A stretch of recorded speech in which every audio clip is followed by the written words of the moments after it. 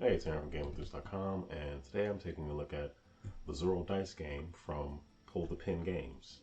So the base game right here, which does have a pin, hence the name, pull the pin. You're surrounded. You gotta pull the pin. It's from 2 to 6 players. Estimate 15 to 30 minutes, or 13 and up. Ages 13 and up, and the logo is actually a anthropomorphic grenade. Okay, so yeah, that's the base game, and I also have an expansion here, which is the Zorro Dice Game, Heroes and Villains. This includes solo mode, so this is from, and also adds 2 more players to the base game. So this can be played from 1 to 8 players. This one, although it is still being published by Pull the Pin, does not have a pin on it. In all reality, this box is actually big enough to contain everything that was in this box. I'm going to put this box to the side, and you probably will never see it ever again. Let's pull that pin. Ah, I see the thing. Okay, that was not intentional, but the pin has certainly been pulled. So we'll open this up. And because I took stuff out of it earlier, everything really isn't in it, thus making this seem kind of, yeah. So there's other stuff in it. Just pretend this was already in there. Ooh, yeah, it was all there. It popped out. So it does come with the Zorro mask. Very on brand. And I think I separated the cards between the expansion and the regular game. Maybe, but probably not, knowing me. Yeah, so there's a bunch of cards, little bunch of, I guess, player markers. There's 8 of them. The expansion added 2. I don't recall what colors it added, just being honest with you. A plastic bag that I probably haven't really put to good use, along with this Brethren. Oh no, that was in there. I'm all over the place today. So here's some dice. These are like instructions, and someone should know what's going on. Who's reviewing this thing? Okay, so this is what a setup might look like. You have a deck of premium equipment, a deck of common equipment. You have scoundrels and villains set up. So it's going to come out once you've acquired one of the heroic die. A heroic die, meaning the same color it is, and then you have a villain. And scoundrels and villains are typically harder to defeat than the regular heroic feats that I haven't even mentioned yet. So heroic feats are basically just like events. They're places that you're going to place your player marker and try to roll and overcome them. That is the goal. Key thing is, underneath each heroic feat there is equipment. So I should probably show that. This allows you to turn leaps into charms. So you just randomly put 4 pieces of equipment. This one is a cape. So this is just going to be a permanent dash. So leaping, dashing, taunting, grabbing, thrusting, these are all things that are sides that are going to be on all the dice. So if you had this would just give you a permanent green. So if you need a green to complete a card, you'd have one automatically. Okay, and sheath is going to let you re-roll a thrust should you roll a thrust. And this is similar to this one, as this is always having a dash around. This one is always having a thrust. It takes place of the die, so you don't need the die. You can just use the card. You can have up to, boy, put that down, it'd be great. You can have up to 3 pieces of equipment at a time, and when you defeat a scoundrel, you unlock premium equipment, which might be something like Tornado. You get an extra roll. Cart, you have no limit on the number of equipment you can hold, so you can go beyond the cap of 3. Trap, before you roll, set a die to any value. So you only have 1 of these, but a max of 3, unless you have one of these that lets you have more, if that makes sense.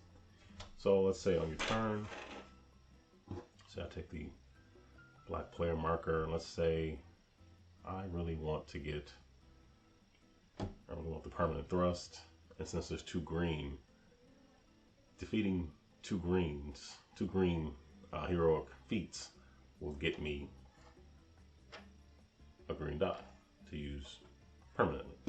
It's kind of nice. So I would take the 6 Zorro dice, and I roll them, and let's see what I got here. So I have 2 thrusts. I'm gonna put these to the side and hope that I get 2 taunts. You get 3 rolls. So this is my second. You look bad in front of the internet dice. Come on. All right, this is my last roll. Come on. It's for all the money. All the money. And of course, because life, I did not succeed. Did not get what I needed. This player's turn is over. And let's say this player is going to go to the stop a runaway stagecoach. Heroic feat. So the green player is going to roll. Oh wow, look at that. So I got, yeah, can't really use as much as that as I thought. I need 2 leaps and 2 grabs. So blue's leaps, yellow's grabs. So I have 1 grab. So I'll just put that out there. Okay. Alright, that's the last one. Making this difficult. Close your eyes and yeah, look at that. Yay. Yeah. So there we go. So that card is completed. So I'll take the dice off of it. Even I don't have to put it on there anyway, but depends how you want to do it. And the green player, I guess I probably could put their stuff here. Well, if they have something, I'll put them over here. And then they'll go over there. So now they completed that. And the green player is now going to get a sheet. So this card would let them re-roll thrusts. So that's an ability they're going to have going forward. Let's see, another common equipment will come out.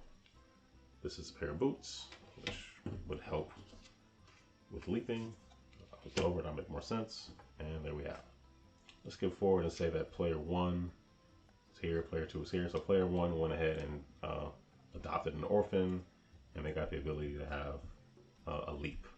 So let's say since they have blue, they are going to try for another blue, right? They have a blue, makes sense. If they have 2 blues, they will unlock a permanent blue die, which helps. So we're gonna shake this up and probably be disappointed, but here we are. That's 1. And of course, their ability does not help at all. I don't need leaps, I need dashes and grabs. So that's life. Oh, look at that. So, oh, wait a minute. Did I turn it? I thought, okay. You didn't see that. So, that's done. So now, they've interrupted a firing squad. That could be very dangerous. So they're going to unlock blue die. Yay, which only they can use. That's their die. However, the blue scoundrel now comes out. So, oh, I also forgot they're also going to get a permanent dash. So that's the equipment they get. And we'll repopulate this as well. So, now, there's bounty hunters, and sometimes these scoundrels and villains will have an effect that makes it harder for you to play. That makes sense. So theirs is you may only roll 3 dice on your first roll. That really stinks. But I do need 3 leaps and thrust. The beauty is I have a permanent leap right here. So let me take that. So I can only roll 3. It's my first. So let's say I already have 1 of these. I really only need 2 leaps and a thrust. It's my first roll. Okay, so we got 2 of those taken care of. So now I can roll all of them. It was only the first turn. Oh boy. Okay, so we got that. And All right. For my third, all I need is one thrust. So let's see what happens. Okay, there we got it. Boom. So that card is, that scoundrel is defeated. Let's see, put all these back in here. A permanent die there. And defeating the scoundrel means that, I don't know if you flip it over or what, you get you get premium equipment. So let's see what it is. A gemstone. And this says, if you roll all three of the same symbols on your dice, you may use them in a place of two matching symbols. Oh, cool. So 3 of one thing can equal 2 of another. It's pretty good. After the person who unlocked the scoundrel goes, everybody has to actually fight the scoundrel. So now the green player would have to fight the scoundrel as well. And they can reroll thrusts. They need 1, but they can reroll them with their ability. I forgot about that. So everybody gets the chance to also fight the scoundrel. I guess for a chance to get some premium equipment. So we have a leap, we have a thrust, but we have an additional thrust. So I get to re-roll that, which doesn't count as one of my rolls. So, and of course it was wasted. So, all right, second roll. Can't see what, oh, that was green, so, oh, not too good. The last roll, and I need 2 leaps. Okay, now if I had their ability here to use 3 of something is 2 of something else, I would have used these three taunts to substitute the 2 leaps. But that's the black player's power, not the green player. So that's not going to work. So they do not defeat the scoundrel. So the scoundrel was defeated by one player, not the other. There's no penalty for not defeating it. Play would just continue. So now it'll be the green player's turn again. That's how the game will go. If the, so hypothetically, the green player, after some time, was able to unlock another heroic feat, and then unlock a third, they would actually have 2 heroic die. After the first one they got, they would have had to have fought the first green scoundrel, and then once the second one was acquired by getting a third of the same color of heroic feat, the villain will come out. And that triggers sort of the end of the game, where everybody would, where the person who unlocked the villain would attempt to defeat them. The villain for green is a crooked garrison. So before you can save any thrusts, you need to get 2 or more thrusts in the same roll. That sucks. Yeah, so the villains definitely do a little cheating there in order to make it more difficult for you to play. So that is a really abbreviated explanation of how the Zorro Dice game, including the Heroes and Villains expansion, plays. So my thoughts. The Zorro Dice game. I enjoyed it. I thought it was fun. I love dice. So anytime there's different dice or customizable dice, colorful dice, I'm all in. They're a little small, but that doesn't matter. I like the dice, and they're like actually, the symbols and things are actually carved in there. It's not just slapped on it with some paint. So they're nice quality. The card stock is fine. The mask kept falling off my face, but a pull the pin cannot be responsible for gravity and or the shape of my face. I have not played it with up to 8 players. I would kind of feel like that might make it a little long before it gets back to you playing, but it's there. I mean, if you want, it can be a party game if you want it to be. I'm not sure when that would happen anytime soon, but it's there. The solo game is fun. Instead of having 4 heroic feats with common equipment under them, you would have 9 sets of heroic feats and common equipment, and the 9 is sort of like your lives. So if you fail 9 times, the game pretty much ends. So you just keep going through things and try to earn those extra dice to bring out the scoundrels, to then bring out the villains, and then win. So yeah, the solo game was fun. I'm glad that they decided to add one, because it just makes sense. It's roll the dice. It just lends itself very easily to being played. So, like I said, 8, kind of a lot.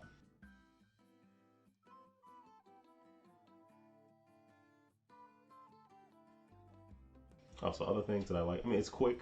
It's a dice game. It's quick. It's relatively simple mechanically, but it is luck based. So if you are okay with a lot of dice rolling and it being a little luck based, cool. If you're not, this might not be the game for you. Not for me. I enjoy it. I think it's fun because it's called the Zorro Dice Game. I feel like you would know that going in. Like, hey, there's a lot of dice in this game.